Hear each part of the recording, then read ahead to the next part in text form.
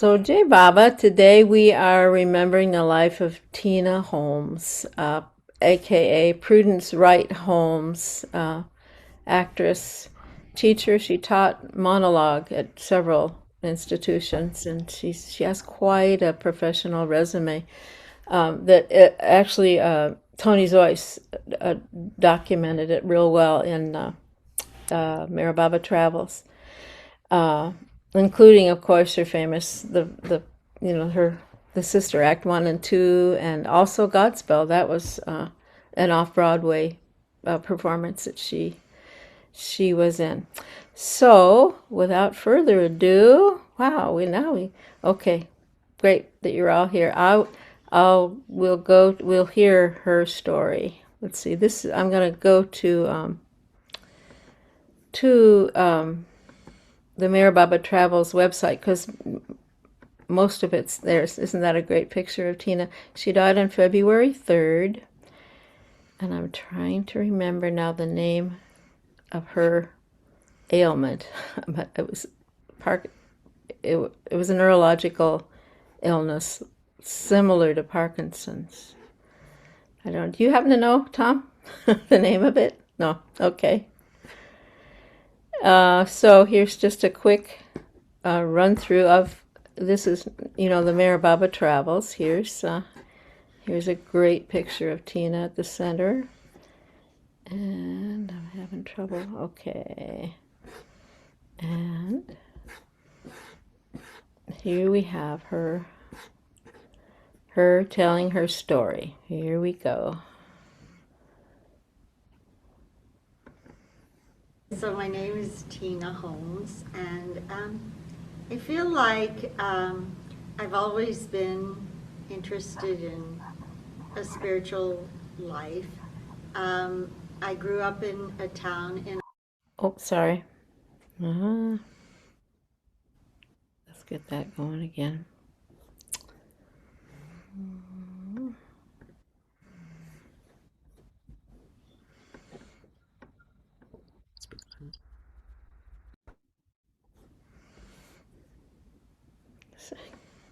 There. All right. There we go. Okay.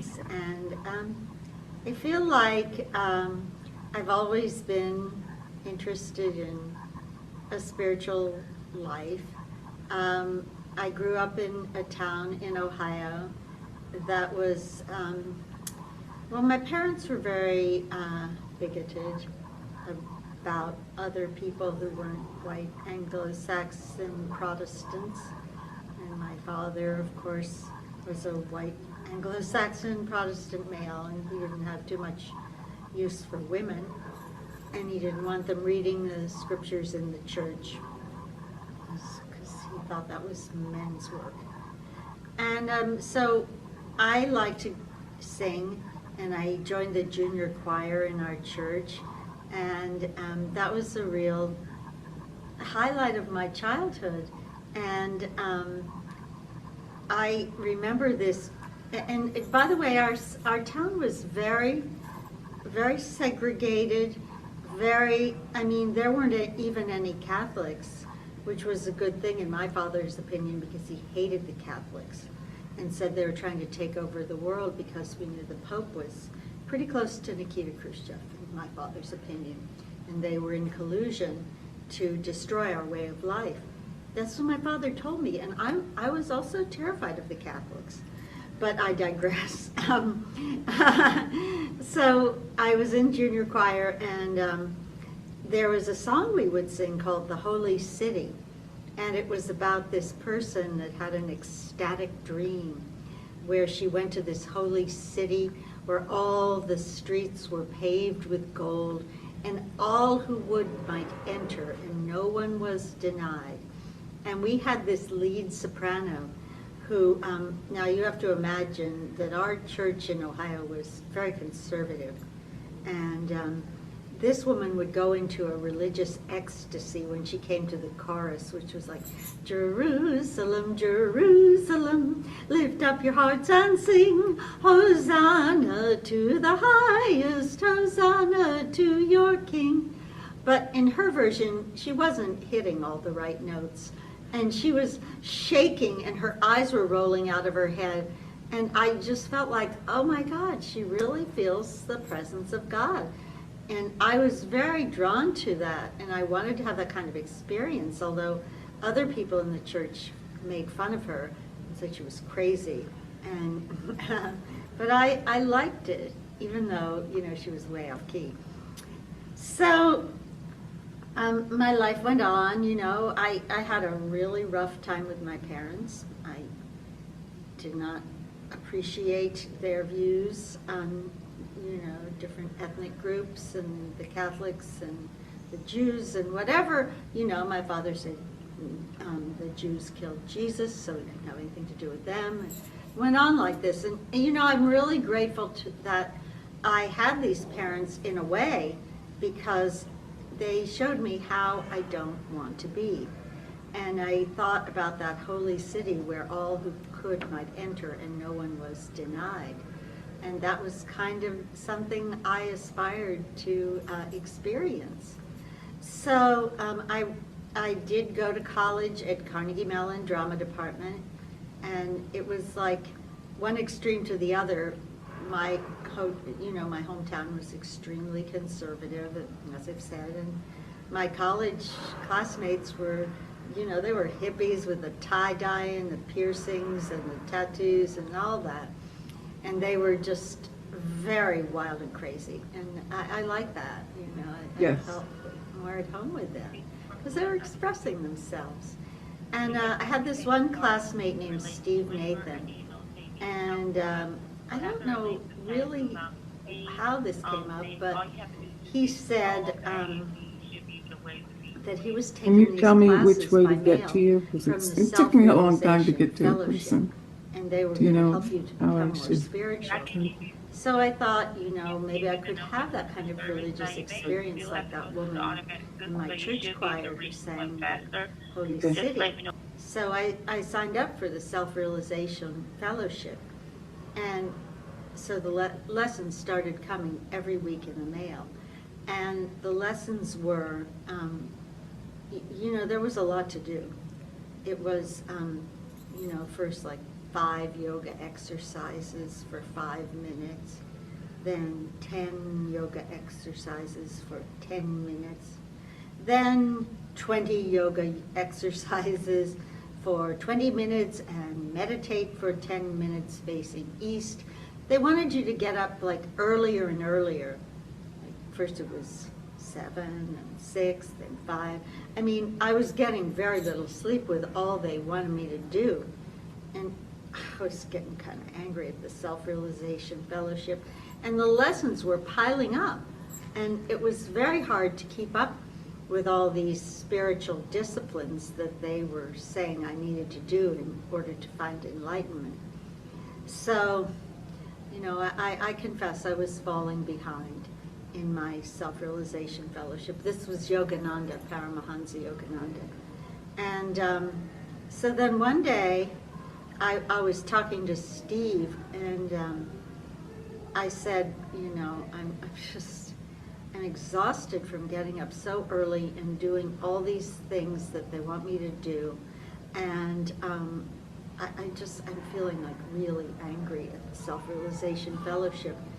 And so he pulled out this card from his pocket, and he said, well, here's another way. It doesn't involve all that.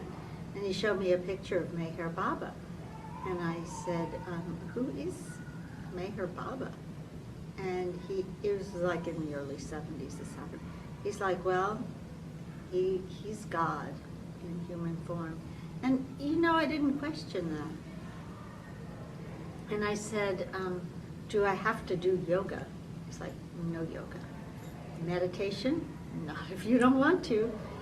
I said, well, what are his teachings? It's like, well, he came not to teach, but to awaken. So this was all sounding really good to me. And so then I think the next thing that happened, I might have gotten a book, I don't know, but Henry Kashaudy came to our college and spoke, and he was a pretty intense guy. But there was another college near us called Chatham College. This was in Pittsburgh. And it was a girls' college. Well, I would go to these Baba meetings at these girls' dorm in Chatham College, and they were part of like the Meher Baba fan club, and they were just totally enamored of Baba.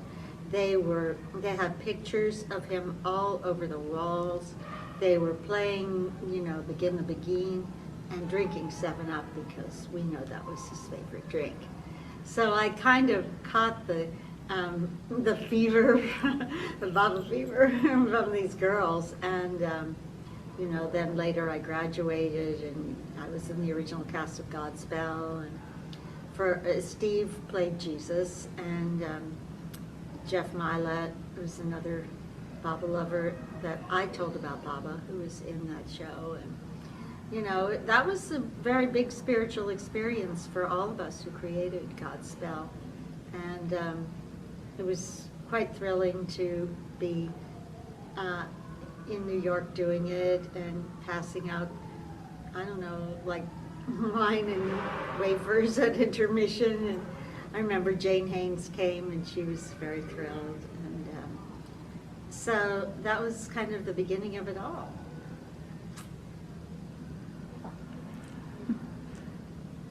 Do you want me to continue? Sure, if you want to tell more, tell more. I like to hear it. So. Okay, well, that's the end of that chapter. So should we choose to put this following chapter on, I can continue. So I miss my friends at Chatham College, the Meher Baba fan club, the girls who were so in love with him, and just, I thought, well, where do I go? And so someone told me this society for Meher Baba it was on 72nd Street. And there was this guy, Harry Kenmore, who led it, and then he had this secretary who helped him because he was blind, and her name was Anna Rosa. And so I went to these meetings, and, frankly, I was pretty scared of Dr. Kenmore, because I was kind of a shy girl, and I was very young. I was like 20 years old or something. And so, he would give these talks, and he would be shouting. And I know he was deaf, and his sense of how loud he was probably off. But, he was a little scary to me. And then Anna Rosa, she had a lot of these young kids as part of the society, and a lot of them were on drugs, and she told them not to take drugs. Baba didn't want that. And I wasn't taking drugs, but I was kind of lost. I didn't know anybody much, and I knew a few people in New York, but not a lot. And she just sort of took over my life, and she told me that Baba was giving her direct messages of what different people should do. And for me, she said I had to come scrub her bathroom and iron her clothes. And so I remember once I was scrubbing her bathroom floor, and she made me do it over and over because it was those little tiles, and she said there was dirt in between the edges, and Baba didn't want dirt, so she told me again and again, scrub it with Comet. Finally, the sponge disintegrated, and I threw it out. And I remember she came in, got it out of the garbage, and threw the pieces in my face and said, "What are you doing throwing that sponge out? Baba is in that sponge." Well, it was no longer a sponge, actually this is pieces. So then she decided, I was in acting, and she told me that Baba hated actors, and he wanted me to become a file clerk because he wanted everyone to have a full-time job. That was the way to follow Baba, that she had gotten the message from him.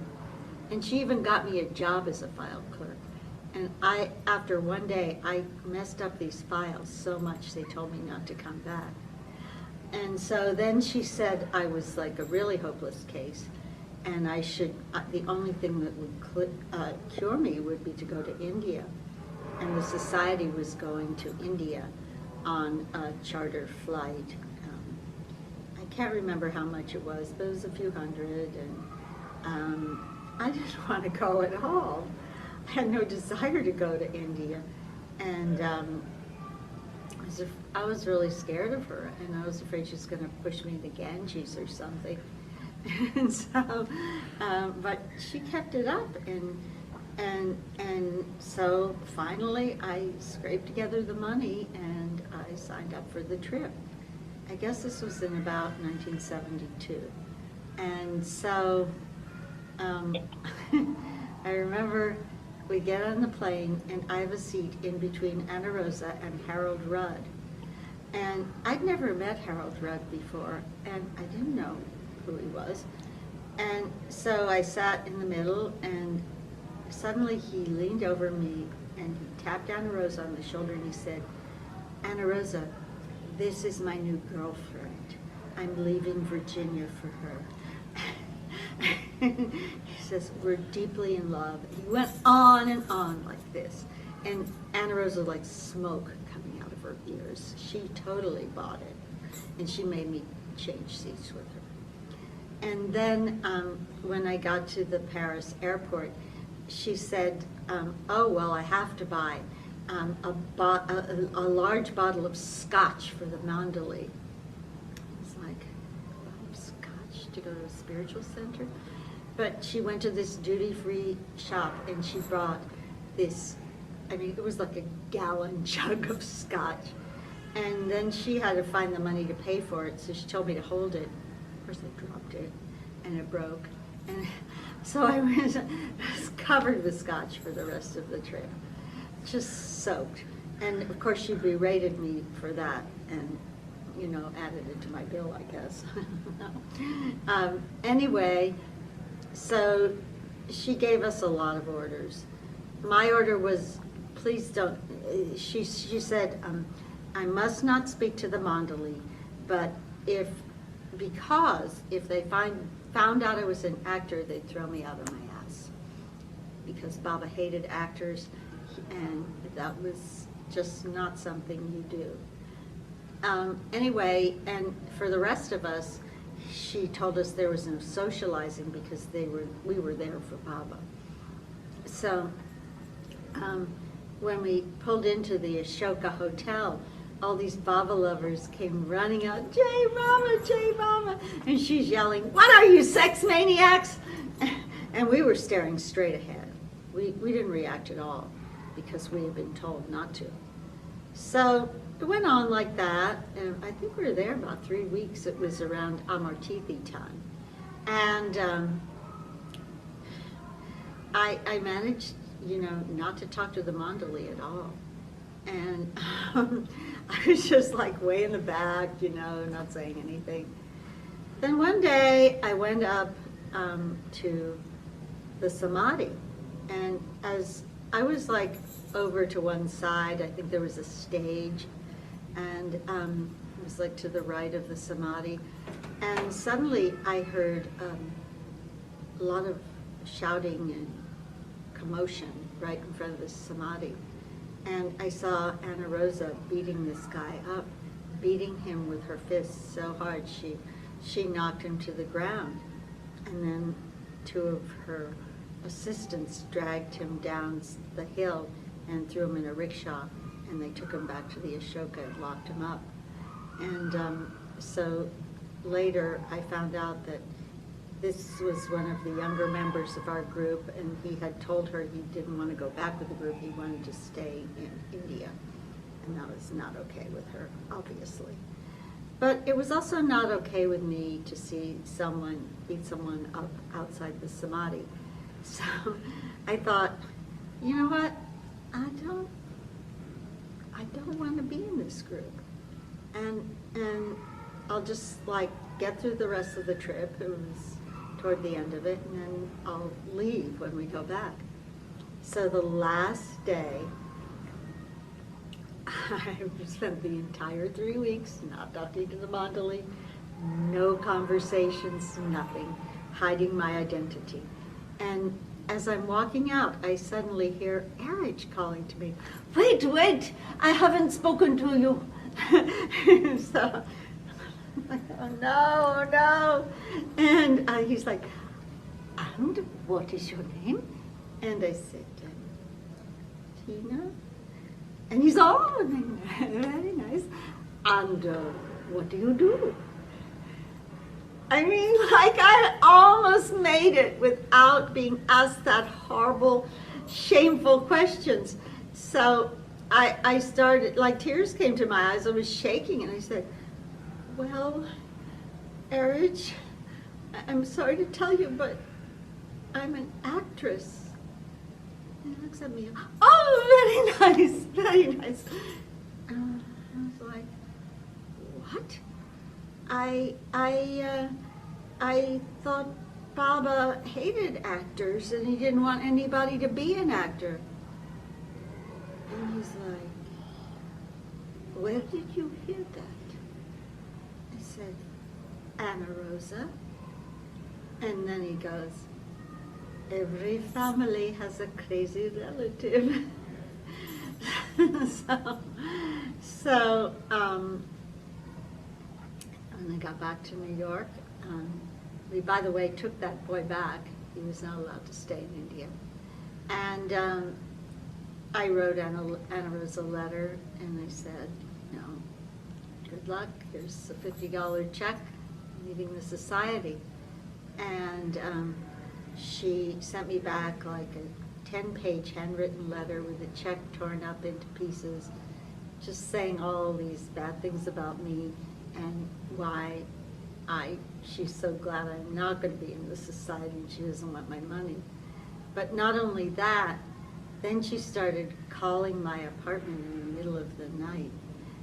And it was interesting because every time she called, for some reason, I wasn't there. And I had this roommate who was not a Baba lover, and she was asking me, "Well, who is this woman who keeps calling in the middle of the night?" And I told her. And so the next time Anna Rosa called, my roommate said, "Anna Rosa, I know who you are. I know where you live. If you call again, I'm sending the police." And that was the last I ever heard of her. So that's my story. Then people told me to go to Baba House, which had just recently been formed down in Greenwich Village. And so I went down there. It was a little easier to There were fit no in with. rules. No. No. Right. No. It was very, like hippies of Greenwich Village, so it was a lot more my style than, the very... When did you first come to the center here? I don't know, sometime in the 70s. So you met Kitty and Elizabeth and Mm-hmm. Margaret, Mm-hmm. Jane. Yeah. So they were much more sane. Oh, yeah. Oh, yeah. Yeah. It was just, I was just so young, and she was the first person that I ever met who had met Baba, and she told me that he was giving her these messages. I was so naive. Just believed it. Yeah, oh, well, I also met Phyllis Frederick, and when I was in LA, and she was the opposite. She was just such a free spirit, so loving, and she used to have us set up dates with other members. You would put your number in a hat with your name, and then you draw somebody else's number, and then you have to make a date with them. And that's how I met Rosalie, who's still a friend of mine, Rosalie Dunphy. Yeah. And also I met this guy, Dana Fields. He was a character. And he gave Phyllis a lot of trouble because he would be hitting on all the girls at the meeting, and he would be wearing beetle wigs and strange costumes. He was an older guy, And Baba called him his baby. And so once Dana invited me to dinner at his house. So I get there and he said, "Well, I don't have any food. I guess we'll have to go steal it from my neighbor's garden." So he got up the fence and was pulling up lettuce and carrots and shaking the avocados off a tree. And then I remember it started to rain, and he's like, "Oh, this is happening because I'm not imaging Baba." So, anyway, I really appreciated his wacky side, and we didn't get caught by his neighbors. Once he went to the museum with me, and he came. There was a rose garden, and there were some petals on the ground, and he threw himself on the ground, started throwing petals all over himself. I just loved him. He was just, you never knew what he was going to do. He was had a few screws loose. But I appreciated that. He was just very unpredictable. I mean, to be invited to dinner and told to go steal the food. That's funny. That's different. Yeah. Did you ever meet up with Harold Rudd again? Oh yeah, I used to go to his birthday parties. We did too. I'm sure there are some of the same ones. And he had Verge, get my glasses, Verge. It's time for RT, right? And yeah, he would. He had the same birthday as Baba, and he would be pretty off key and forget the words. But I mean, it was just utterly charming. Yeah. And Raphael was telling us that like he went to a drive-in movie theater with Harold. And Harold went around with scary masks and tried to scare people who were watching the movie. People didn't believe Raphael's father and the things he would do. Yeah. But it was so funny that he told Anna Rosa I was his new girlfriend.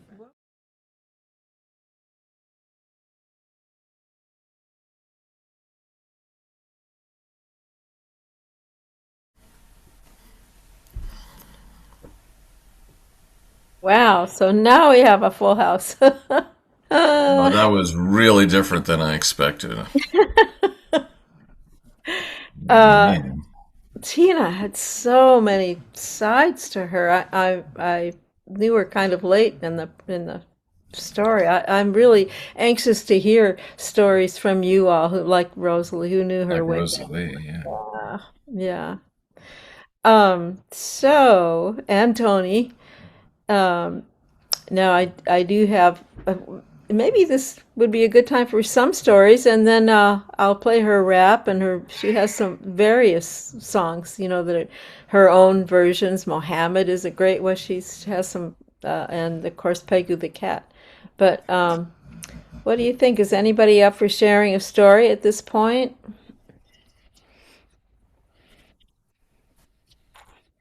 Or should Tony? Yeah, it's. I was kind of astonished to hear her story. Um, it was interesting that she didn't have much connection with Kenmore because he was loud. He was loud, but what he was saying was amazing.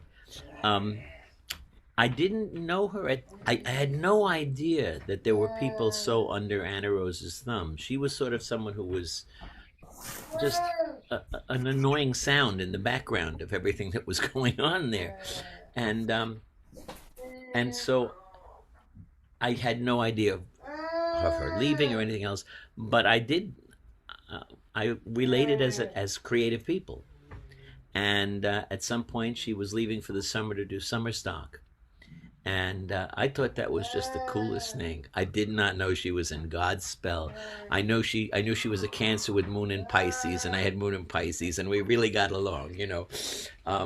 And we exchanged. We were pen pals for the whole summer. And she actually, when we visited her in the hospital, in the actor's home, um, she said she remembered, what was said in those letters very well, and I don't. When she came to India, um, it was the same. It was my first trip. It was the third Amartithi. I have a picture of her and a woman named Karen, I won't say her last name, who had been around Kenmore. And she, like me, were going for their first trip to India. And we had a meal at a hotel in Bombay. And I took a picture. Karen and Tina were sitting together. And later, months later, I was sharing it with, I was the token hippie in a fraternity at Queens Hall College. I had hair down to here, and they wanted to look like with the times. but one of my friends there, a nice guy, I realized in retrospect he was very gay and very, flamboyant. But he saw that picture and he said, "They're not in your group, are they?" And I was a little embarrassed. It was like, what was he? And I realized, yeah, they really looked um, dark. It was like receding, And I realized listening to this, that was why. This was not a welcoming experience for her. And while I was just thinking about Baba, I had not had any kind of experience with Anna Rosa. Um, I got to validate as I'm listening here how she told her to be a bookkeeper or whatever it was, and not to do that. I picked that up. I never had direct contact with Anna Rosa. If she tried, I pushed her away, kind of, because I was there for Kenmore's talks and all, and the people. But there was something in the air which clearly came from her, from Anna Rosa, that it was not okay. I was going to be the next Beatles, and I was determined, and I was playing music. I auditioned at the bitter end, and somehow it got into my mind that Baba would not want what I was doing, and I should do my music just for Baba, and that I should go do something practical and conservative, basically, and get some low level job or something, just something to be responsible. Baba wants you. And I bought it. And if I had heard it directly from Anna Rosa, I don't know if I would have, because I knew she was someone who you had to have compassion for, and one day love will turn her around. To me, that's what it was. But to see what she did with Tina, it was horrific. And I doubted my conclusion in later years that she was a sociopath. I hear Tina's story. There's no doubt, no doubt in my mind at all. But we remained Tina and I had a connection that remained all through these years. And when I left the group eventually, 10 years later, 8 years later, we continued to be friends. And I had no idea until she got really sick, when we visited her twice in the Actors Home, how deep that connection was. I just kind of took it for granted, like among the wonderful people that you've come close to in your life with Baba. And she Zeke had helped her out with we trained a little bit in nonviolent communication. We did a 9-day training with Marshall Rosenberg, and we even taught it at the Pilgrim Center. They set it up for us. But Zeke had conversations with Tina about certain issues, and I think in appreciation of that, she got us front row seats at Light in the Piazza, which she was starring in not starring, but in Broadway. Wonderful, wonderful thing. It was deeply troubling for me seeing her in the home. The first time, it wasn't so bad. She had trouble finding words, but she could sometimes. I was singing to her on a outdoor terrace, kind of, and Baba's songs, Baba's Prayer, and other songs that she asked for, but Erich Mani and Mera, and she was able to sing along. She could hardly speak, but she was able to sing along with these songs, and but the second time we went to see her, she was so far gone, and all she could do was like hold my hand, and she was calling out for the nurse, nurse, nurse, and I think she had a physical need at that moment, and the nurses were not responding, and she didn't know how to tell them, and was embarrassed even. So it was horrible to see, and it shook me up. I'm still a little shook up. She was concerned that we were bored. She was concerned that we were bored, Zeke is saying, yeah. And I said, bored? No. You're my old friend. We're here because we love you, Something else just went out of my mind. But, yeah, it's just disturbing to see, for me, someone that I felt that close to see how they could be brought down physically, brought down so low and so helpless and so incapable of connect. And one morning I had an experience of that, and I snapped out of it. Actually, at RT, I think it was, Fred played something that was so uplifting that it took me out of it. But I had an experience as if I was stuck inside of my brain, and my hearing was starting to go. I overdosed on Tylenol. That's a story. But but I felt it, that you're in there and you can't get out, and you can't connect with someone, and it's still disturbing when I think of what she went through. My only consolation now is she is not going through it now. That phase for her has passed, but that's all. I'm sorry she missed Kenmore, because he was loud, but he was amazing. But with Baba's pouring through him, but we all had our ways. I think I've said everything I could say. Jay Baba. Thank you, Tony. How grateful. I'm so grateful that you got there. You got there twice. Um, Good to see her. To see her. That was so, yeah, that was so important. Yeah. It was a blessing for us, but it was not like a thing. This is Tina. How can I not go and see Tina? We both regretted that we not didn't get back for the third time. It Life. was much longer to drive than the time we had It there. Yeah, it was longer to drive there than the time we had with her. But it was, I don't know what it was, that we were not able to get. We were trying to do it around Christmas, and it was upsetting. Between Thanksgiving Yeah. and Christmas. Oh, But I yeah. think But there were Baba a was lot like of weaning flu us. scares at the time, and there was a COVID surge, and they were saying don't go to places where people are medically fragile, Yeah. like nursing homes. And Oh my goodness. yeah, there was a lot of warnings to not go to Uh-huh. visit people in hospitals or nursing homes because of the flu outbreak. You can't be hurt. Oh, yeah. Oh, we hear it. We hear you. Oh, Yeah. Yeah. So we went in August, we went in October, and we really had our sights set to go back between Thanksgiving and Christmas, but it Mm-hmm. wasn't good sense to do that at the time, and as it turns out, there wasn't another opportunity.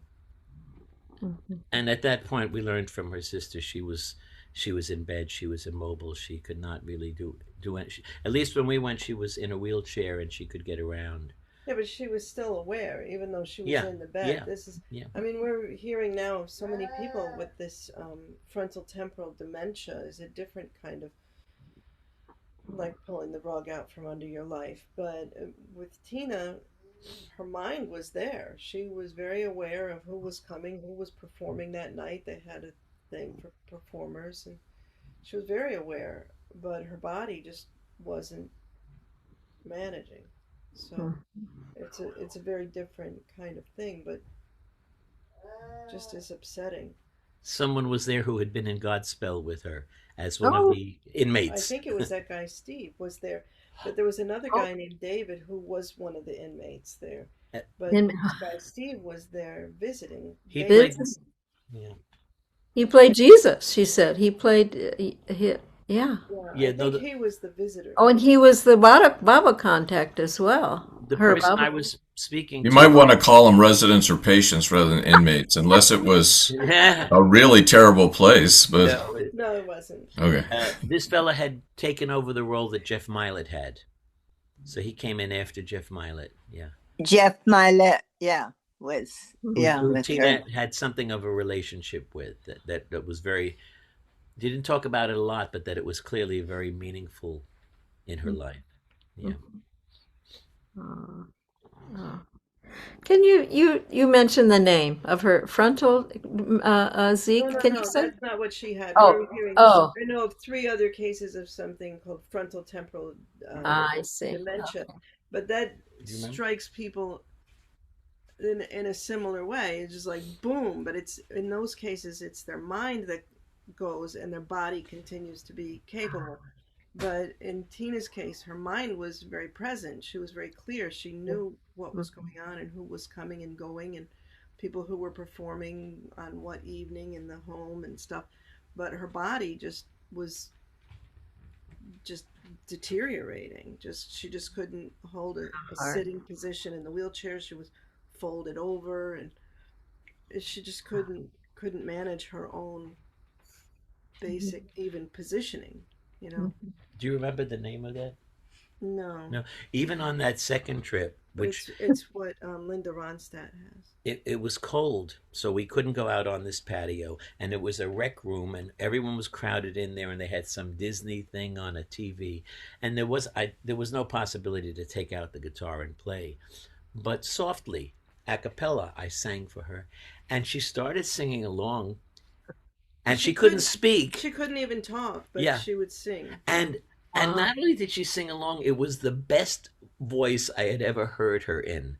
You know, she had different voices, this ultra soprano, this was just, it was so natural and so flowing and so beautiful. Wow. And it was ironic that at a time where she could barely function, the music got through. So, like, she sang along with me on that. Yeah. Oh. And I used the clue that Linda Ronstadt had it that you guys gave me. And it's called progressive supranuclear palsy. That's Yes. the one. Yes. thank you. And, Thank you, Joan. and it progresses more rapidly than Parkinson's. Stiffness, difficulty walking, falls, trouble swallowing, affects movement, balance, speech, and eye movements. But I guess it's not a dementia. So her mind, yeah, her mind might have been preserved. You know. She came to what's our friend's name? Because I'm having Viola Marx had get-togethers on like Baba's birthday, things like that. And at Baba's birthday a year before this, she fell. She took a bad fall. She could not really even stand well. But she didn't seem like she was having those communication problems that were so major later on. Yeah. Yeah. It was visible then. We just didn't know how serious it was. I think at first they thought she had Parkinson's, but then that was fairly quickly revised. Well, the one really important visit happened with her son. That was Yes. Bob That was right, like within 48 hours before she passed. Yes, we got a call from her sister. It was actually, I guess, 2 days before she passed, that her sister had come to New York and they'd spent the day with her, and along with her son, from whom she'd been estranged for Not just her son, his wife, grandson. one or two of their children, and his mother-in-law, who was a friend of mine from the art world. Yeah. Totally unrelated. Yeah. We had two rivers that went into that lake. And he spent the day with her, and she couldn't speak, but she could blink. Like, she couldn't even look at someone, but when he was speaking, she would respond by blinking. And he was in tears, as sister said, and they really had a genuine reconciliation, which, God bless them, for both of them. That would have been a horrible thing for her to pass without that being resolved. Yeah. Wow. Well, thank you, Tony and Zeke. That's you've you've filled in a lot. Anybody else have anything to share?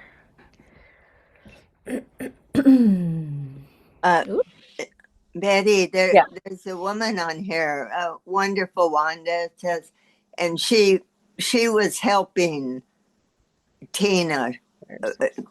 Not at the time Tina went into the home, but before that, I thought she might like to say something. She's her name. She goes by Wonderful Wanda. What do you say, wonderful one? Yeah, we want to see the baby.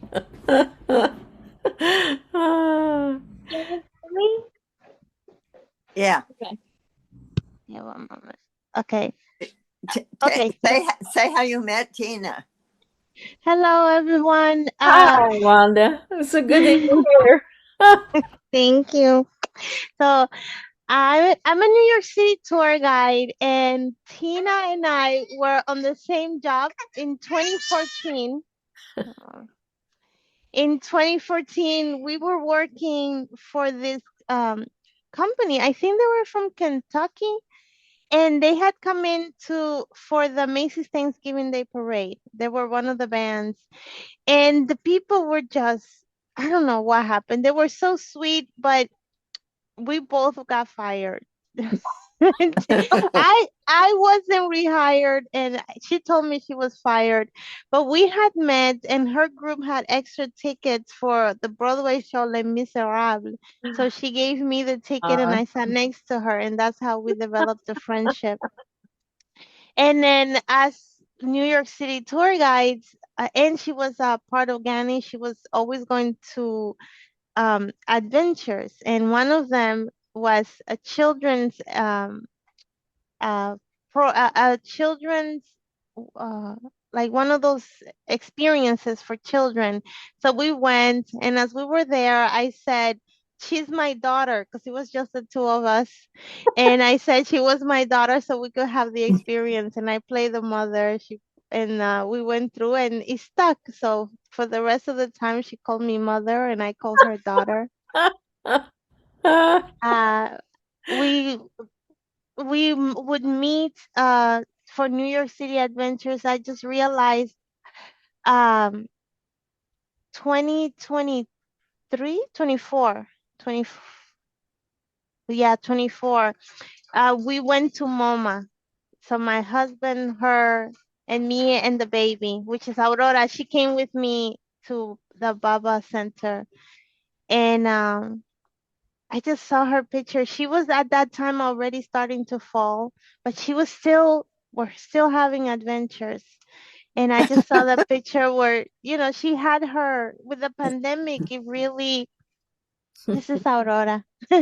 With the pandemic, she was always wearing the cover in her face, but she took it down so we could take a picture, even though we were at MoMA. And I really appreciated her for that and her smile. And then a few months after that, she asked me if I could help her. And so I would go for about an hour to 2 hours. And I didn't know the seriousness of anything. Oh, I really? was, I just thought she had trouble bending over and organizing herself. So I would go and help her do a few things here and there. And then she went to Baba Center, and I had heard of it, and I had seen images of Baba in her apartment, and I was curious, but at the same time, not. and and then she asked me to go to the Baba Center with her, which I did. But I don't know how to drive. Well, I know how to drive, I just don't have a license. So we managed to get to the Baba Center. And How? then once, How did yeah, you didn't drive? Did she drive? So how did you get there? yeah, she drove. She drove. Yeah, she could still drive. And Mm. I was just being attentive, but she could still drive. And then once inside of the Baba Center, I drove everywhere. Except for the last day, I had to return to New York. Even I had told her I need to return at a certain day, and she had rechanged it to a day after. But I was like, no, I cannot stay. I have to go back because I have work. And so I left her, and then I came back, and somebody else took her to the airport. But when we came back, I continued supporting her. She went to some place in Brooklyn, and she fell. And that's when she became even more in need. And I ended up getting pregnant again, and I was just sick and the stress with the baby. And so I said I couldn't support her the same way anymore. So that's when she started doing more research, communicating, and got professionals to come in, home aides. Oh, And yeah. I would go visit her. I didn't get to visit her as often because when I'm sick, I would not get close to her because she, with I know she took care of herself in that way, and also she much elderly, and she came to my house. I'm so grateful for that. She was such an adventurer. I always admire Yeah. that about her. She came over. My husband cooked Thanksgiving and Christmas. It was just two, Oh, Nando, Christmas and New Year. And then my mom is like, okay, now you have to take her back to her apartment. And I said, she's taking a cab. And she lives in a dormant building. But my mom didn't understand that. So she was just like, you didn't take her to all the way to her house to make sure she was safe.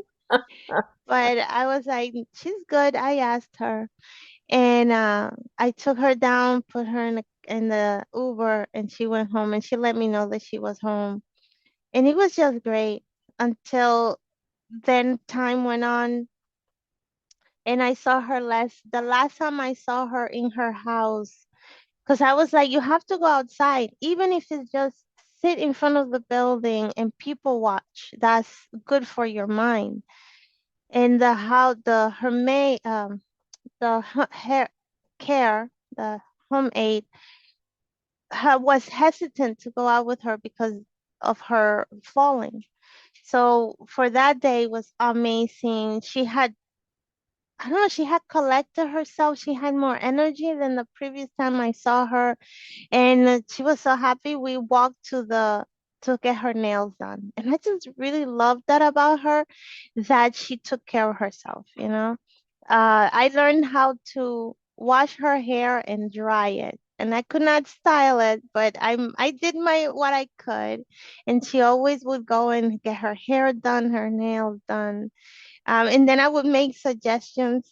I would say, I had to say what suggestions. I would make, like, when you feel frustrated, don't scream, breathe, because then you scare people. And I don't know, I love that about her. I admire her so much that when she would get frustrated and she would scream, I would just let become like a stone, and then I would talk to her and she would say, oh, okay, yes, you're right. And sometimes she would say, are you telling me or are you suggesting? No, are you telling me this? And then I would say, no, I'm suggesting. And then she would say, I will take that into consideration. So I just really love how strong and vulnerable she was. And I always admire her. I gave birth, and then I was able to take Gwen with me. We went to see her. We took the long bus ride and then the long walk, because I'm a New Yorker. And we went to see her. At that time in September, she was energetic. She was saying hello to people. Um, I like that the actor's home was more lively and a lot of light, as opposed to where my aunt has stayed. And but when we were leaving, I took her to her room, and I love how her room had pieces of her home. It had her pictures, her play, and I always loved seeing her on stage because she would come alive. She was just this other person, energetic and so beautiful. And then when she would come off, she would go small again. And I was just like, how do you do that? But her room had her pictures, her things, her dress, the thing, I don't know if it's called a dresser, her furniture. And we wanted to leave her in her room, but we were told that she couldn't because it was outside. And when I was leaving, we were ready to go because it was a long ride back to the city. And the baby was only less than 2 months old, so we couldn't stay out too late. And when we were leaving, she looked at me earnestly, so beautiful, and like a daughter. She said, can you take care of me? And I looked at her, and with honesty, like I always speak with her with honesty, I said, I cannot. Um, with being I still just gave birth, and I didn't know how long it would take me to be able to take care of her. Like, and I just couldn't take care of her like before. And I was not able to go back for many different reasons. Once when I was okay, I had the energy and the funds, then I was sick. So I didn't get to see her. And now listening to stories, I'm glad that I didn't, because I would not have been able to handle seeing her in her in her body, not able to express herself. And at that time, now I can hear it because I'm already it's almost 7 months. But if I had gone in December, it would have been not good. But I'm so happy that I did. I'm so happy that I met her. I'm so happy that I saw her on stage. And I'm so happy to have seen the video when I came in of her talking. So Yeah, thank you. if you give me, if you, let's see, how could you give me your email? I can send you the link to all if you want to see that stuff on computer, or maybe you know how to get there. You know, her professional Prudence Wright Holmes is her. You know, Mhm. yeah. If you'd like me to send you anything on email, Okay. give me your yeah. Okay. I'll send it to Rosalie so she can send Good. it Oh, to you you. guys are in touch. Okay. Oh, that's Thank you. Thank you very much, everyone. I came into Baba just 2024, and her life 2014, and it just has been like everything is where it needs to be, right? The path that follows. And I'm so happy. I'm happy for her. I'm happy for that her son connected with her, because I know that was one thing. Especially when I would come in sometimes to help her, I would bring my daughter, and I she would share, and I really like. I'm so happy for that, and that she was able to see her grandkids. yeah. Yeah. What a blessing you. That's wonderful. You came into her life the way you, wow. Wow. Uh, I hope you, And my husband really took a liking to her as well. We were really pleased when she came for Thanksgiving and Christmas, and Fernando went all out to share. Yeah, wow. And now you got two kids. Yeah. You're a family. Yeah. yeah, 2.5 and almost 7 months, and a connection to Baba. Wow. Yeah. I hope you can all go back to the center one time. Oh, I'm so like, we need to go to the center. We were gonna go last year, and then with the pregnancy, he was like, "Oh no, I don't think it's a good idea for us to travel." But as soon as mine is able to walk a little bit, we're going back and reconnect, you know? Wow. Mhm. Wow, thank you so I'm so glad that Rosalie pointed you out. Thank you so much.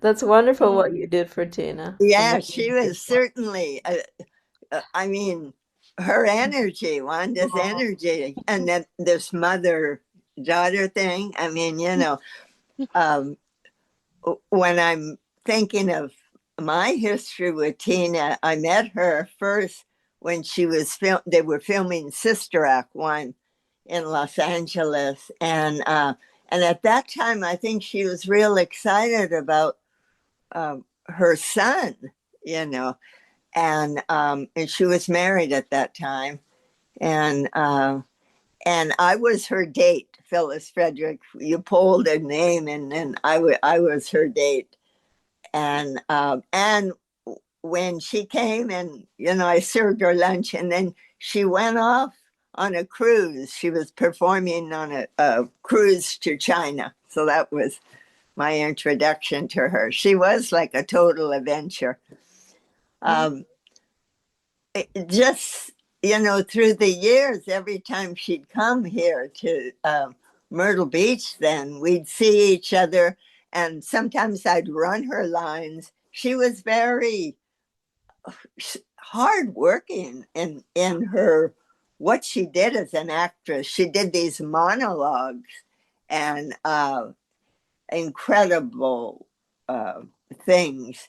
And she would arrange, she'd come to Myrtle Beach and she'd arrange to go to a senior home, it was called Brightwater, and perform, her act. So it was, she was just ingenious, to make it in that arena. It's a rough arena. She also wrote a book about all these famous women. I don't even remember the name of the book, but I had a copy of it. I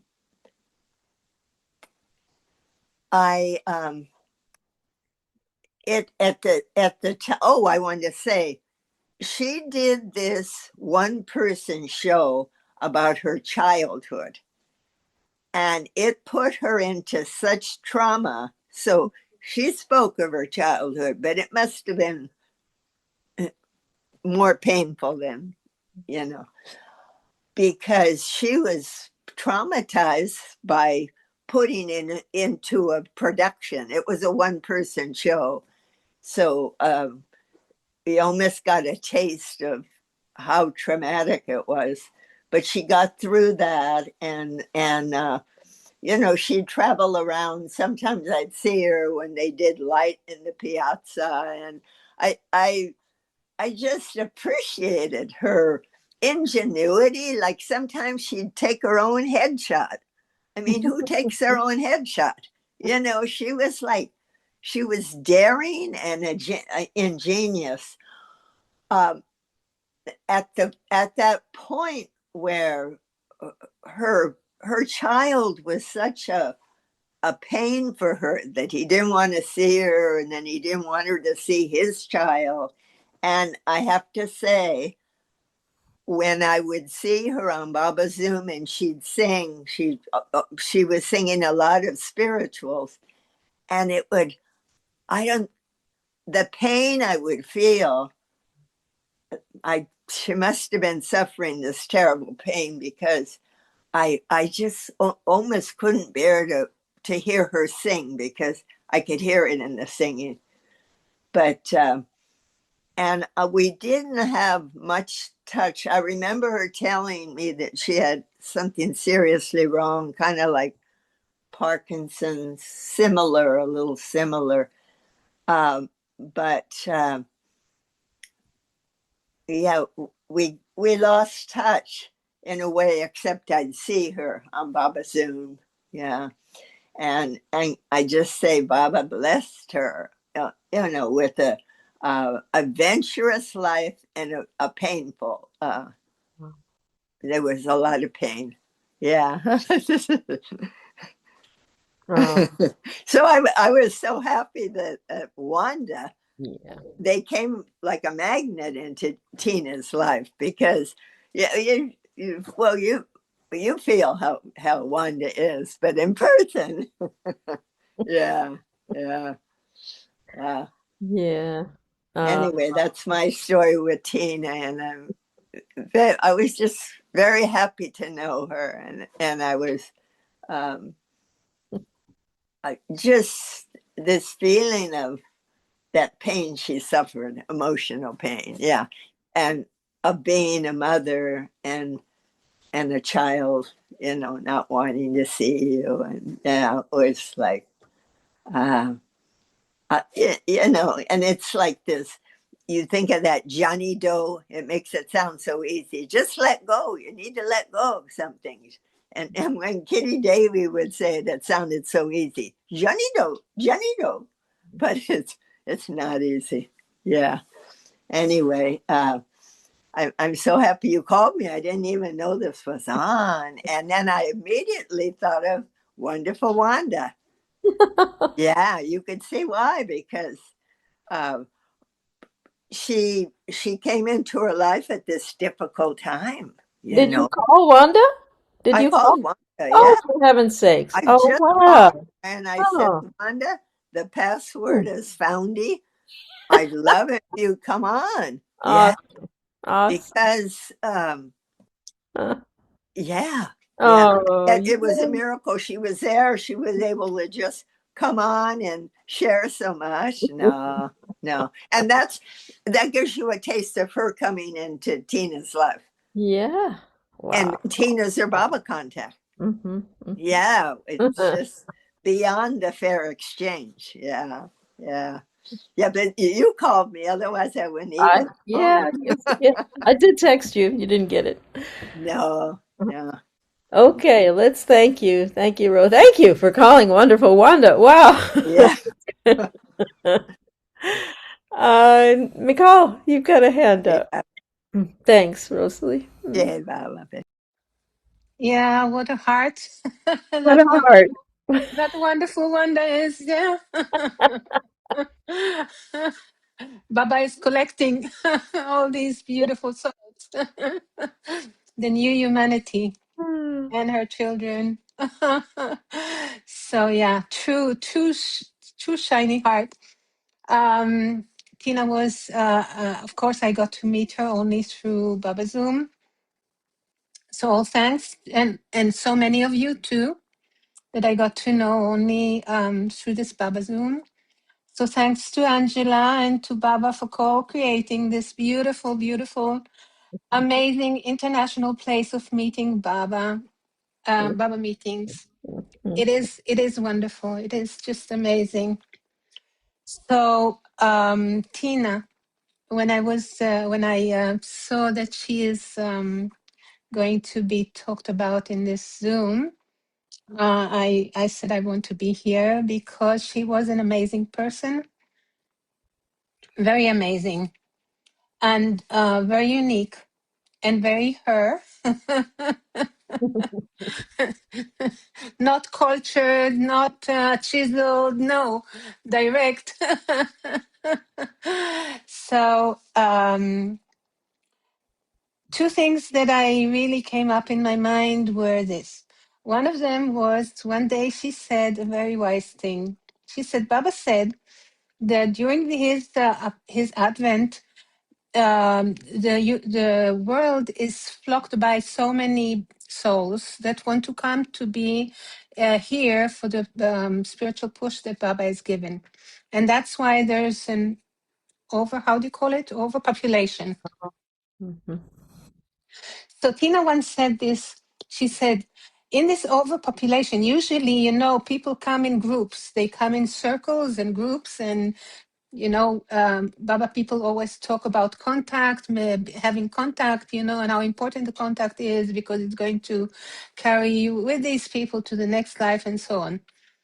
And she said, well, what happens in the time that the avatar is, because there is such a huge overpopulation of so many souls migrating here, then people don't always get to have the same contact with the family members that they could if it wasn't an avataric event and not so many people were here. That means that the right connection and right fit of the family, of the parents, to the child that is born, and vice versa, of course, because the souls want to come whether they have a good contact or don't have a good contact, whether they're going to suffer because of it or not because of it. And she said, yeah, I did not connect good to my parents. We were not a fit, but she wanted to be here for Baba. So she came. And that made so much sense to me. So I could pass this on to those people, to look at my own relationships, with my family and with my children and my parents, and also to look, maybe that is why her son didn't have the right fit completely, but he did get the benefit of being born to a Baba lover. And so did her parents, because 7 generations back and 7 generations forward, they're going to get really good karma because of her work with Baba and her stay with Baba. So I pass it on to someone who had such bad relationships with one one side of the family. When I passed it on to her, this information, oh, she breathes. She was so happy to hear that. Yeah.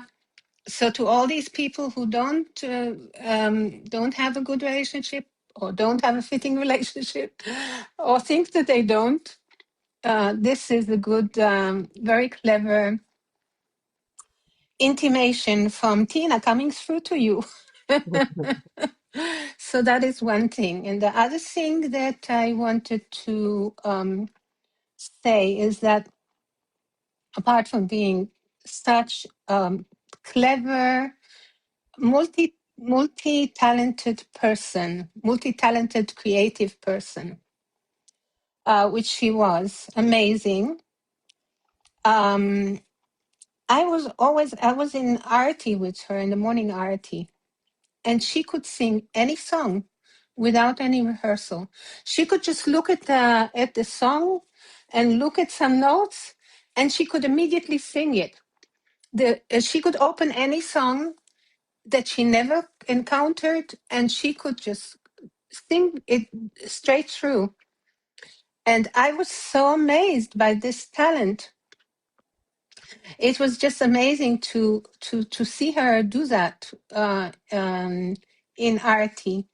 It was just beautiful to see. So this kind of a talent, a musical talent that she had, which wasn't the main thing in her career, of course, although she was chosen for the choir of the nuns in that famous movie, probably because she can sing so well too. It was amazing. So and also everything that she wrote, all her songs, lyrics, plays, and the way she played, the few that I did see on videos, were just fantastic. And in her last days, when she was still coming to arty and she was already in a very poor state, body and mind, I think, both. I was so happy, like Tony. I loved the way you talked about your visits and how painful also it was to see this disability and how hard it is to get any attention from caregivers when you need. And I always, I always think we're getting old, and I hope not to be in that position, but. I saw her when she was still in the house and she was still doing arty, and I could see that woman who was taking care of her. Tina would sit to the view in the window, and she would come and put a scarf around her. And I could see that Tina did not ask for it. I could see that this lady that helped her in the house before she went to that place was really attentive and was really caring and was really with the heart. And so I remember this gesture of her coming without Tina asking. Tina did not turn or ask for anything or show any signs. She just came and she put this scarf over her, and the way she put the scarf over her just touched my heart so much. And I was so thankful for Baba for taking care of her, because in our country we have a lot of caregivers, and I know how caregivers in the house can be also heartless. So it was really very beautiful to see how Baba was taking care of her. And then when I heard that she went to this place and that it was a good place, so it made me happy too. And that Baba took her very quickly. He didn't wait long. He didn't let her linger, because it is very hard to be in a place where you need something and no one comes. So because in the house, I saw that she was really cared for. So Tina, happy trail, darling. You so deserve Go into Baba and go give them a big show of all that you know how to do and to sing and to play and to write more plays and let Baba and Mera and Mani and all the Mandali there enjoy. Enjoy your company, enjoy your playing, enjoy your creativity. You are a very special person. So thank you, Jai Baba. You know, you were mentioning about her the acting that she I call her a chameleon. It was amazing how in an instant she would put on a persona. She would become, I don't know, in the story of the Heidi Anne Frank, that was so special, where she was played Meep, the house the one who cared for them, or yeah, while they were in hiding. She would be the Gestapo soldier, Tina. She would be Meep. She would be Otto Frank. She would, in an instant, she put on that persona. It was remarkable to see how she really had that craft, that acting. Yeah, she was. Yeah, and about the acting, by the way, uh, I remember her story. I don't know, I came in a bit late. I remember her story of saying that when she came to Baba, um, this lady who was taken after Dr. Kenmore passed away, told her not to say that she was an actress Yeah, because the Mandali would not like that. I don't yeah. know if it was said, Oh, it yeah, was she did. mentioned. She Yeah. did. Yeah, yeah. So she kept, she kept silent. Right. And she said, "Well, maybe I'm doing something wrong by wanting to be an actress." But then in the last moment, she did share Yeah, that, and so she got. she did. In Merazad, she got stamped that it was okay that she's a actor. So are you, Tony. You are also an actor. So you got your chance as well. Yeah. Well, I wonder if at this point I'm. Oh, Tony's got a hand. Go ahead, Tony. And Robin, I see Robin put her hand up. Oh, why don't I not see it? Okay, So let Robin. Robin go. Some things have come up Okay, while people were talking, but I'll go okay, later. Robin. Not. So I forget how to raise my hand Oh, that's electronically. it. Um, Hi, I'm glad you came. Yeah, me too. Um, I guess the thing that really stood out about Tina to me, first of all, the Baba rap. I mean, I used to get such a kick out of that. It was so irreverent and fun. And she told the story of how she learned how to do that from one of the actors that she was friends with. And I just always loved it. So I was really happy to be able to record. We were in the back of the center by the woods, and she did it. It was Anyway, I remember it from the very beginning, and then I'll we play it. I'm kept going to play it playing it. next. Okay. But the one act plays that she wrote and performed just impressed me so much. And I know she wanted to play them at universities and colleges. Some she did, I'm sure, but the one that where she was Harper Lee, um, and how she had been such good friends with Truman Capote, and he took all the credit of all the research she did on the murder and everything, and he just completely, didn't give her any credit for it. But it was such a good, the way she created it was like an interview. It was like real. So that was such an insight into Harper Lee and all of that, and how her father and Truman Capote had completely disappointed her because they were not so, they didn't have the integrity that it looks like they had, especially her father, even. But anyway, the one where she played all six roles, I think it was, of the people who hid Anne Franks during the war. And it was such an experience to see that play that she wrote and then performed all the different parts. And it just completely overtook me. I mean, I was there. She had me 100%. One time she did that murder mystery one. Well, excuse me, where is is the Anne Frank play available No, I, I don't somewhere? know. it seems to be, I, I tried, it's called Hiding Anne Frank. I think that there's an organization, an actors organization that you have to go through to, I could be wrong. Angela may be able to find it. Yeah, that was exceptional. It's really worth seeing. Not sure if we recorded that one or not, or if some of them she said we couldn't show because there were rights on it or something. But it was so good. Oh my Oh God. my God, it was. Yeah. And then when she was doing the murder mystery one, she asked, my husband used to play golf, and she needed a golf club to put like blood on it as a prop.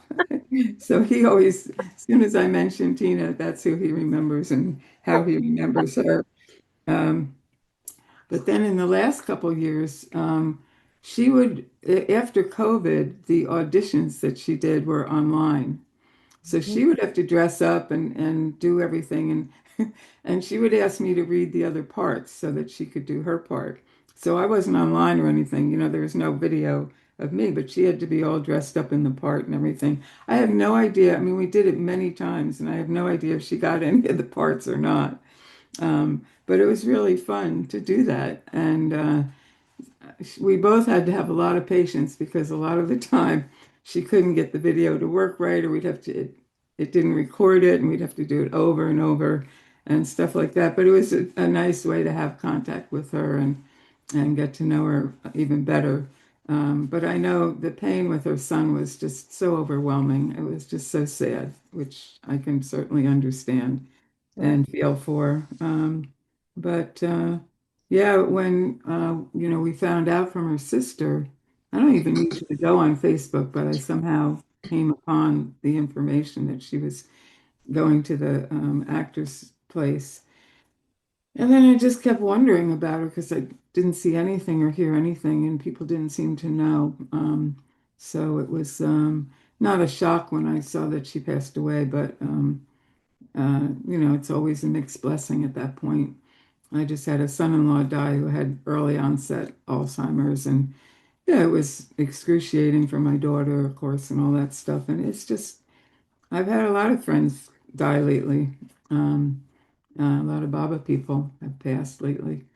And, there's more of us to come because we're all getting up there in age. So anyway, I'm glad, so glad that you're doing this, and so glad to hear wonderful Wanda and Tony and Rosalie talk about Tina. So I just want to mention you were saying about when you did the video, you were on the phone giving her the dialogue, right? And then yeah, she was videotaping herself. yes, I mean, exactly. what a Yeah. what a setup. She'd send me the dialogue, and she wouldn't tell me which one she was. I mean, I could usually figure it out, but I'd try to learn the lines enough so that I wouldn't be flubbing them the whole time. And then half the time, I couldn't open it. I mean, it was a big process, and it could at times was really frustrating, but it was also a lot of fun, and felt like a good thing to be involved with. Oh, thank you, Rob. Yeah, That's thank great. you. Thank you for doing this. So we have Diana. Don't you want to hear from Tony first and then I'll go? Shall we do that? Okay. Tony, what he wants to say. Okay. I've been taking notes because there are other things I didn't remember and they came back. One thing, Anna Rosa apparently told Tina when she left the society that if she kept on with acting, she was going to wind up in the gutter. And a few years later, Tina told me she was in The Exorcist Part 2. And it was a small part, but she is out on the sidewalk, on the curb, dressed as a derelict. And who passed by but Chris Rieger, who was in the society at the time. And she thought, oh my God, he's going to go back and tell her, you were right. She's wound up as a bum on the streets. Let's see, what else? I went to see her play about Agatha Christie. And while I was there, she introduced me to Stephen Schwartz, the guy who wrote Godspell. And he had come to see her, which was really very cool. When I sang for her, after the prayers, I sang the prayers, the first thing that she asked for, and it was really emphatic, was she wanted to hear my song Erich, Mani, and Mera, which is about all those who've passed on over the recent. Erich had just passed, and all those who had passed before him. And it occurred to me listening to this, particularly to Michal, that on some level Tina was thinking, I'm going to be joining them.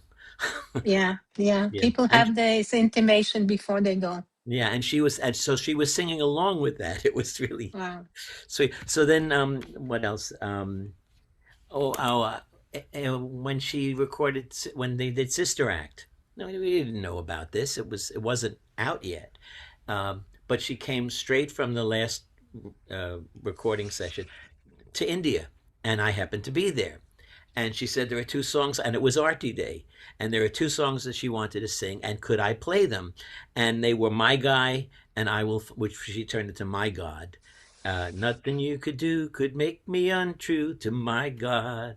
And also, I will follow him wherever he may. So I figured out something close to the chords, and we sang. She sang those at Dooney. Let's see. Erich Maya Mira. I guess the other thing to mention, Zeke's friend is from crocheting for all different art stuff. Diane. Yeah, from Paper Arts. From Paper Arts, and they had a long connection. She's the mother of Todd's wife. Tina's, so that's a separate. And her other daughter was someone who I had connection with at the acting studio that I played in.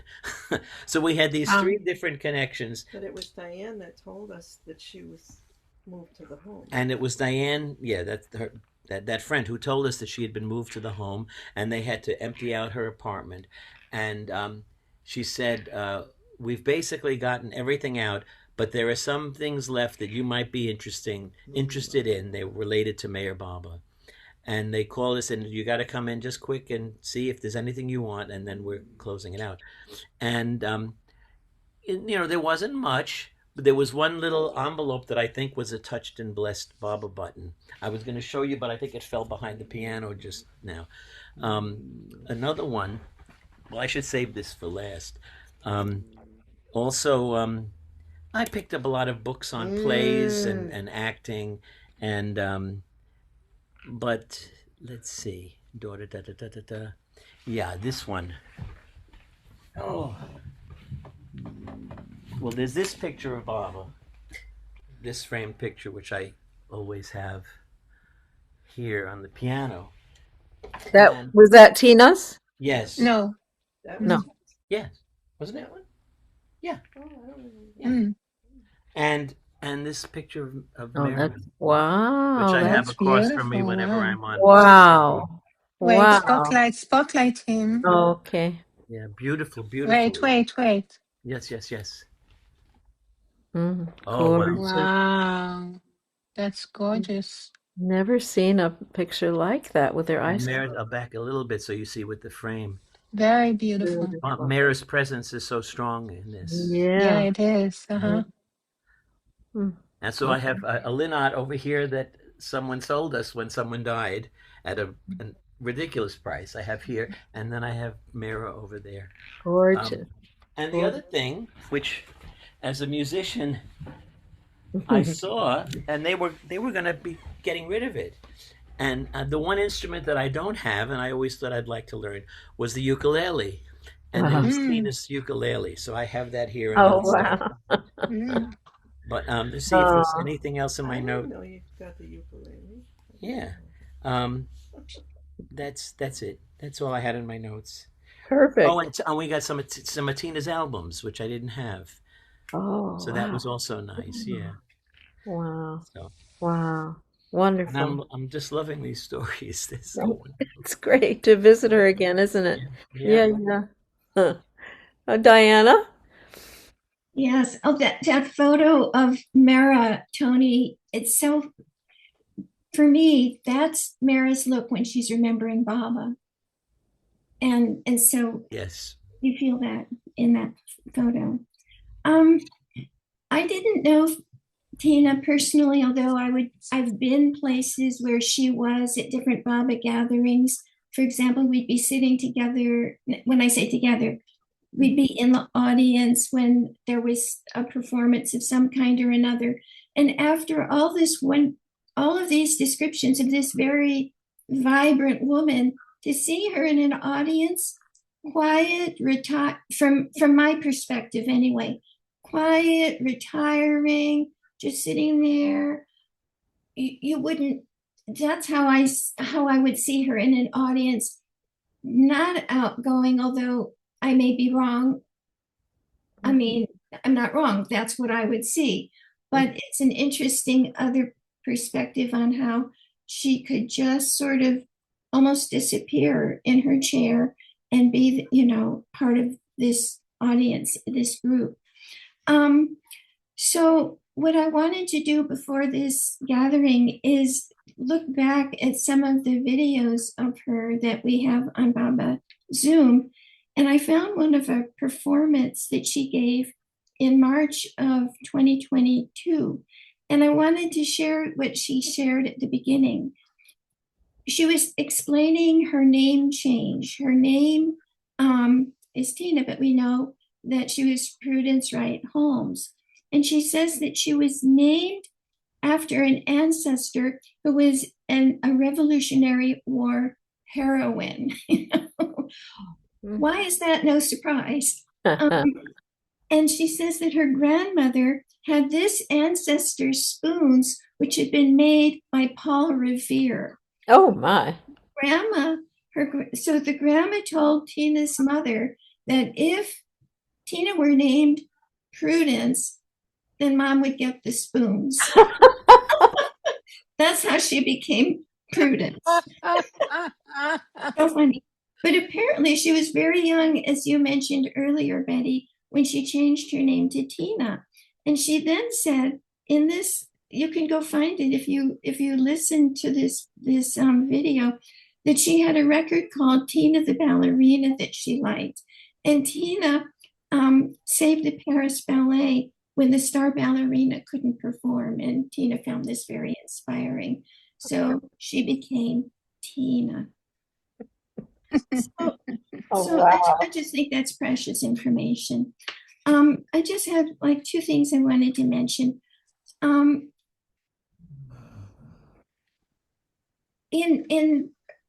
I've seen her mostly at the morning artis on Baba Zoom, and she would come, and for a long time she would sing reworking her own reworkings of show tunes into Baba stories, and they were so creative and so much fun to listen to. And what you could always see, and we know, is that she had such a joy in performing. She loved to perform.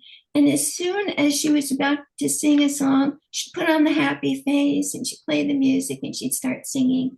And it would just be a very wonderful experience that I personally found very uplifting. But later on Baba Zoom, I didn't hear those show tunes anymore. And she had turned to hymns. And the hymns were a quieter side of her. And they, for me, seemed like a real personal expression of feeling that she just expressed in this particular way. So it was really interesting for me to find in Robin's interview with her that she said that junior choir in church was the highlight of her childhood. And it made me feel like there was this circle that got closed of church music that was important to her in her life. And of course, not church, but Baba was the center for her. But the church was such an important, it was always there, I think, because she often sang songs from church and hymns. And she was a spectacular person. And I think we all know that. Jai Baba. A beautiful share. Thank you, Diana. Wow. Yeah, we have. I just want to say, I think it might be nice to bring Tina back to RT now and then. Play a little clip of her. I'm going to do that. Play one of her wonderful. Oh, that's nice. Yeah. That's a nice thought. Yeah. Mm-hmm. So Diane and Terry. Good morning, Jay Baba.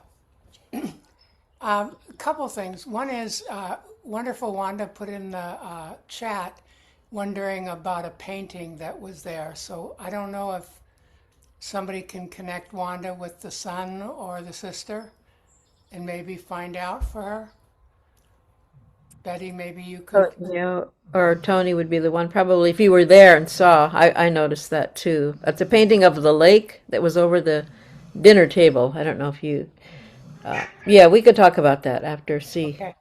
yeah. Uh, I lived in New York in the early '80s, and I was a talent agent, and it ended up that out of all the hundreds of talent agencies in New York City, Tina was a client there. I didn't know her then, but when we connected on Baba Zoom, we found that out, which was really, really remarkable. And we Amazing. got to actually Zoom in with her, and Zoom in is from Zoom to human. We went to New York and we were going to a Broadway show, and she met us while we were waiting in line. And we got maybe 5 to 10 minutes with her because she was late, unfortunately. We did. Huh? In Myrtle Beach. And then we saw her again at the center 3 years ago at Christmas time. But I agree with everything everybody said about how brilliant she was and how unusual. But I can't seem to let go of the incredible, painful struggles that she talked about, that we've talked about here. I mean, those stories about what Anna did in the society permeated my soul so badly because she was an abused person in our community from somebody in our community. Just broke my heart. I was part of a group where she let us know about all of her issues with her son, and she would seek advice, listen to no one, and got herself deeper and deeper and deeper in trouble with her son to the point where he cut her off. It was so painful. I mean, we're on these Zooms together and we get to know each other's lives. And we can only do so much, but she turned to this group for support and an acknowledgement and got a lot of love that she wasn't getting from her blood family, not her sister. When Betty said that her sister didn't want to come today, I again, the sadness that she was raised with that family with the racist, biased, bigoted verbiage that went into her sweet little child's brain, and she still rose above it, shows a testament to her strengths. But I'm so glad she's out of pain, and I'm hoping that she packed enough for the next lifetime to not have to relive any of the crap that she went through this one, but she keeps singing. And do you want to? Well, when we met Tina on Zoom, she had just had an accident and hurt her leg very badly. And she was, as Wanda shared, a real goer. And so she was really messed up. So unfortunately, even though we saw her beautiful performances and her funny performances, maybe because we're sent, I don't know, but all I could see also was her pain and suffering, which was really difficult. And you wanted to help her and fix her, and you knew you didn't have what it took to do that. But love her, we loved her, and listened to her, and tried to help her as much as we could with words and love. And I too am happy that she's resting comfortably now. I just believe she is. And I can't thank Wonderful Wanda enough for being there for her and coming in. I mean, I know it's all Baba, but Wanda, you went with Baba, and that's just an amazing thing. And Tony also for showing up and seeing her and singing to her. I know that sent her off with a really good heart, and that's what she needed, and that her son and sister rehooked with her, and I hope she got to see that grandbaby again because she was in so much pain that she didn't get to see that grandbaby. So I just need to send her love and hope that she's in a better place and pray for her to have those happy trails. Jay Jay Baba. Baba. I just want to jump in to say something about her sister. Well, wonderful Wanda just put in the chat that she wasn't here today because she was working, and Zeke and I have had a very long, one or two very long conversations with her, and she's really wonderful, and she loves Tina, and she was here for that last day with her, especially Thank you. with Todd. And yeah, and I wouldn't want to leave this. This is recorded. I would not want to leave that impression that she was Thank neglectful. you. She was very, very far from neglectful. She's a I, sweet, I didn't sweet, mean it lovable. as neglectful, and it was told to me. So apologies for Yeah, passing on yeah. what somebody else said. No blame, but just to Thanks for cleaning it uphold up. her name. Yeah, thank you.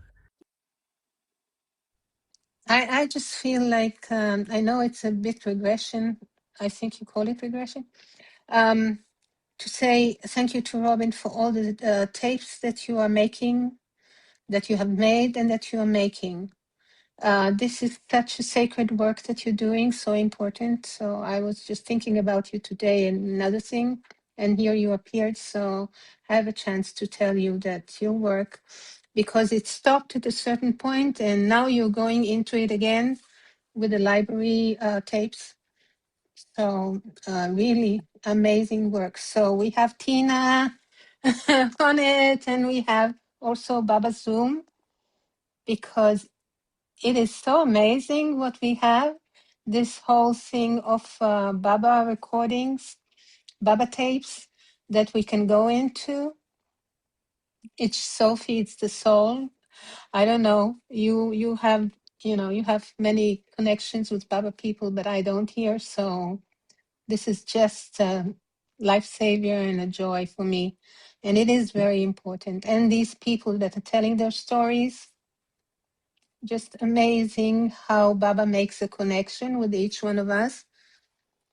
So Tina, you are recorded. You have many, not only your plays, not only your movies, but also many other places where we can see you. Yes, Jay Baba. You muted, Betty. You muted, darling.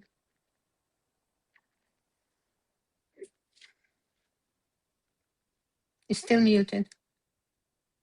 Yeah, yeah.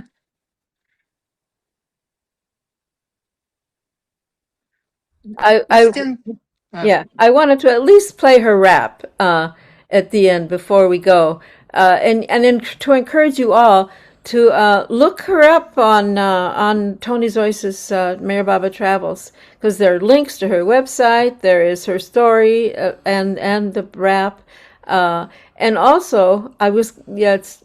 I think I'll play the rap, but there are other wonderful. There's Pegu the cat. The cat came back, and all the funny story about song about Mohammed. I think we have to bring these back to RT. I think I'll make a point to do that.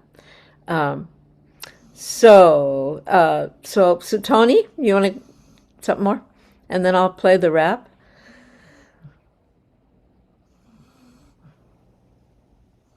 That was my hand was just up from Oh, before. okay. All right. Okay. So any other comments? Something to add? Okay, I will. Let's go to the wrap. Uh, Take me a minute to get there. Okay. And thank you again, Robin. She's right for recording this. Okay, now. Yeah, whoever doesn't know Robin, what Robin Yeah. does, Robin does all these Baba Yeah. stories, just as Angela does and Betty does in our Zooms. But the one who started it was Robin. Yeah. Yeah. She saw. Whoopsie. Oh She no. keeps No. at it, and she keeps at it too. Yeah. Baba, who started it, not me. He gave me the privilege of recording. But you are doing a wonderful job, really, really wonderful and important. Okay. Sorry for the scroll. Oh, you're not. Oh yeah. Yeah. Um. I'll get there in a minute. Shoot. Michal, I just wanted to say thinking about you today, and Sending you lots and lots of love. Oh my goodness, that's You're part of right. the world, and Yeah. keeping prayers, keeping you very close to Baba, knowing you're in his hands completely. Thank you very much. And prayers are always welcomed. And please know that if I don't get onto internet because something happens, I'm very sure that I'm in the right place, in the right time, and in the hands of Baba. I'm very happy. I know that I am in the right place because Baba gave me. I mean, I had so many invitations to go out, and I felt that Baba didn't want to. So, but I wasn't quite sure that I'm hearing the right voice of Baba because the invitations were very strong and very heart pulling, of course, in these times, since COVID till now, of course, in the war and the 710 and all that. But now I know I'm feeling so happy that I know that I'm in the right place in the right time. So whatever happens is exactly what Baba wants, and it makes me so happy, so sure in my heart, so quiet, and I want you all to know. So good. Thank you. Carl. Yeah. Yeah. Thank you all for your friendship. You are beautiful. I'm so so thankful that I came into Baba Zoom. All right. Well, with that, let's go to something a little more lighthearted. Here's the rap. Okay. Uh, uh, uh, There's a homeboy named Mewan, and he be a little whack from a kiss upside his head. And dad, a fact, Baba John done smooch him. It ain't no joke. He conk out, seem like he gonna croak. Mewan's mama ask a Baba John, what you did? I wanna know what up with my kid. Seem like you done mess up his life. Fix him up now, or I'll cut you with a knife. Baba John say, chill, I know he seem whack, but he on the plains, and I got his back. Dog, for months and months he don't eat or sleep. He bang his head on the floor, and he knock out his teeth. Then he meets some perfect masters, and they open his eyes. They say, man, well, get your freak on, you the highest of the high. He take the name of Meher Baba, mean compassionate pappy. Tell all his homies, don't worry, be happy. Beg Georges from the poor, and he wash a lot of feet. Build a school, write a book, and give his peeps treats. One day he tell his homies, chill now, don't freak, but after tomorrow, I ain't gonna speak. He write some stuff on a board, and he just wave his hands, but Puff Daddy Erich, he understands. Baba meet a gal named Mera. He tell her, you my Rada. He find a loony named Mohammed, who always call him daughter. Then come Puff, Daddy, Adi, Erich and Mani, Meru, Pendu, Rano and Nani. He work 'em and he teach 'em and he fill 'em with love. Those homies, they just give their old lives a shove. They like hanging loose in that Marizard hood. His lovers come for Darshan and they make him feel good. One day he tell his homies, it's the new life, beg for Georges. And they say, that cool, 'cause he just so gorgeous. He go to the west and meet some movie stars. Later on in Oklahoma, Baba crash up his car. He get a place in Myrtle Beach from Elizabeth's dad. Only 22 bucks a night for a pad. Baba crash his car again. Break up some bones. What up with this dude? He be accident prone. He get old, so tired and weak. One thing saying, he still don't speak. One day he check out and his peeps be so sad, but they know he in the hearts, he always be the big dad. Stop. Ooh. Betty, thank you so much for making this happen and hosting this. What was Angela? Yeah, Betty, yeah. And Angela. And Angela. Yeah. She You're puts a it good together. team together, both of you. Oh, there's so much more, but I think we're probably go to yourselves to look up Tina's concerts on our recordings. She has several and all those wonderful songs that are there, the Pegu the cat and wonderful funny songs. and or look up Mary Baba Travels. She left quite an imprint. All right.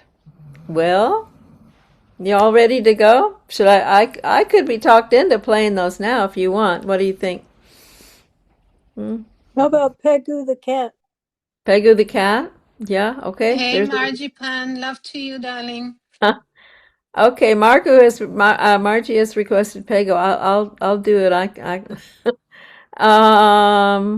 Let me think. Oh, I know where I find it. Okay. It'll take me a minute. Let's see. Shoot.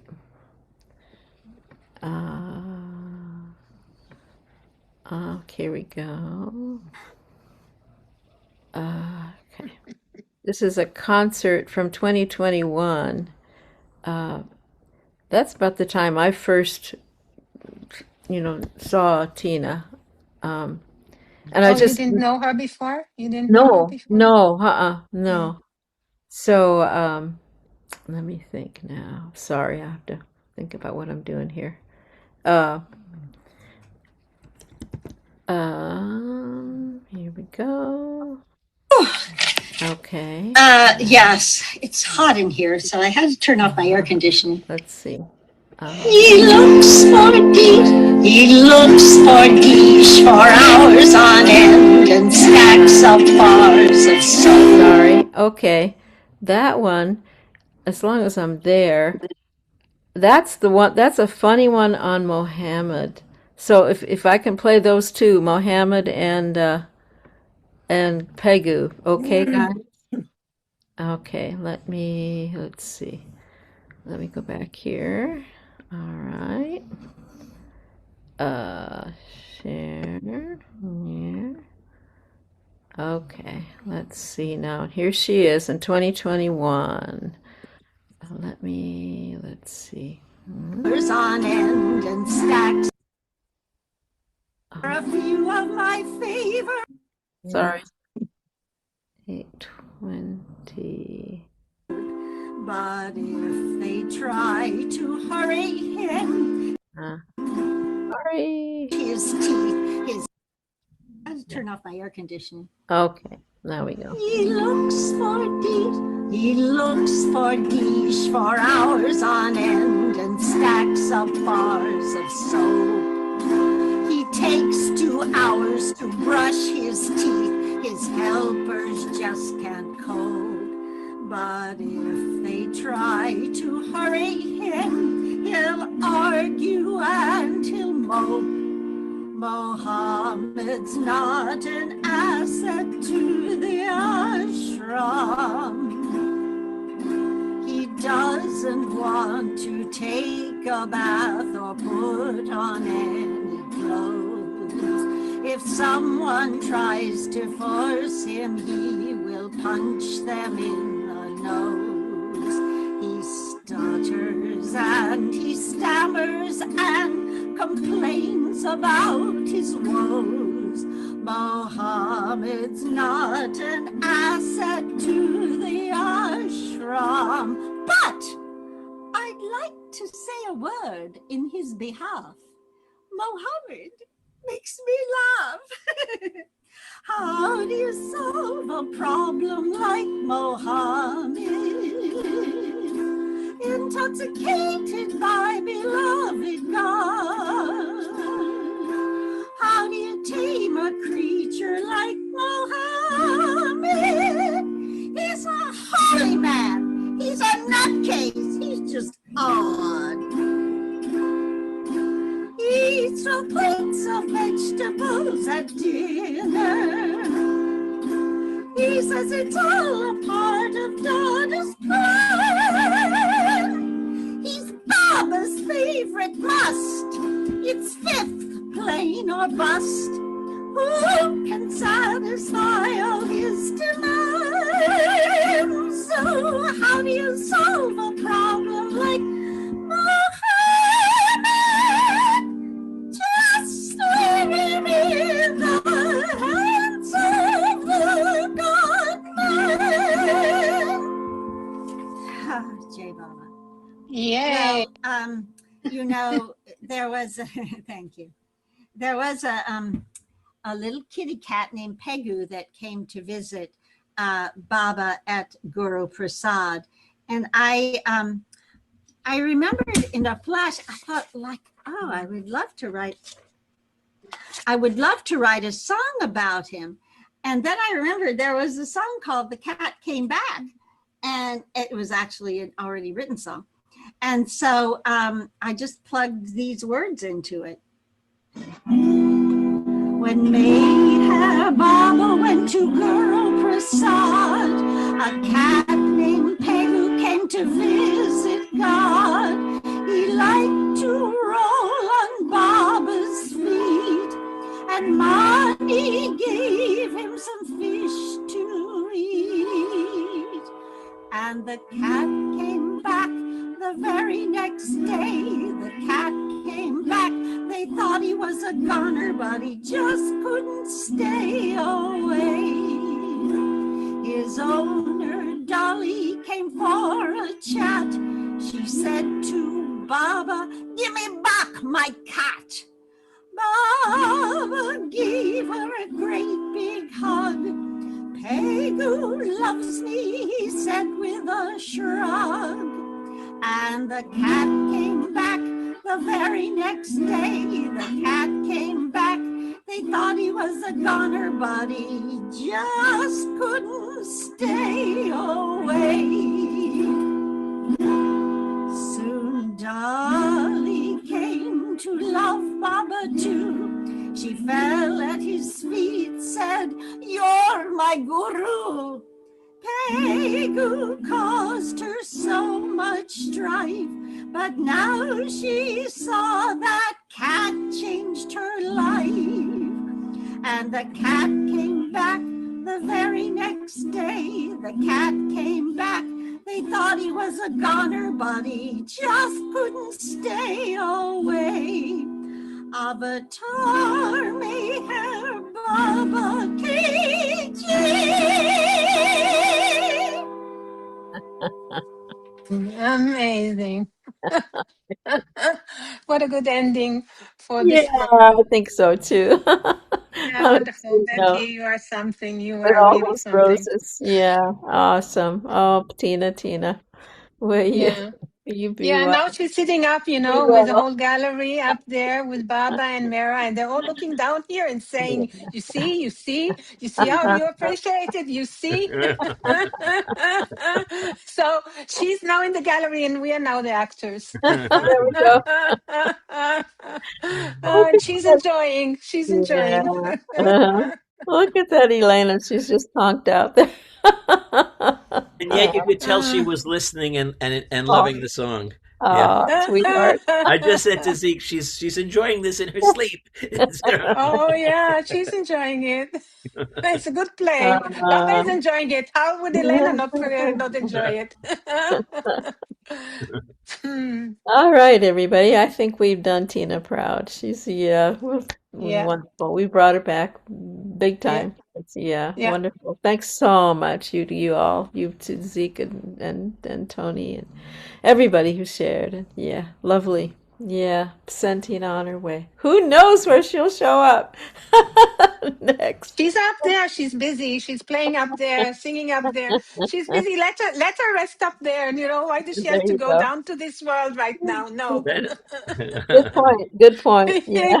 Yeah, let her rest, and enjoy the company, and they enjoy her. she got out at a good time.